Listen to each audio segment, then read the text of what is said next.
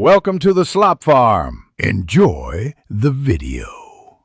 You have a backup and the target sheet open, so begin now. First, press Ctrl+G to open GoTo, then click Special and choose Blanks. This selects truly empty cells. You do this because removing empty cells without selection can shift data unpredictably. Once done, inspect the selection to confirm only empty rows appear. Make sure filters or merged cells aren't hiding content. This step sets a safe baseline and prevents accidental deletion of meaningful values. Now that blanks are selected, choose Home, then Delete, and delete sheet rows to remove those empty rows entirely. You do it this way because deleting cells instead of rows can disrupt row alignment. Deleting sheet rows preserves structure.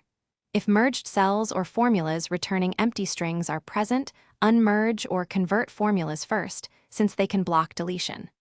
Once removed, scroll the sheet to verify alignment and that no data shifted unexpectedly. Make sure your headers finish by validating the sheet. Scan headers, key columns, and totals to confirm integrity. If something looks wrong, press Ctrl+Z right away to restore.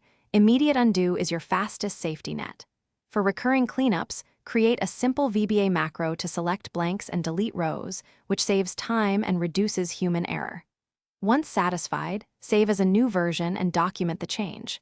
If problems persist, check for formulas returning empty strings or hidden rows. Those require different handling. Thanks for watching.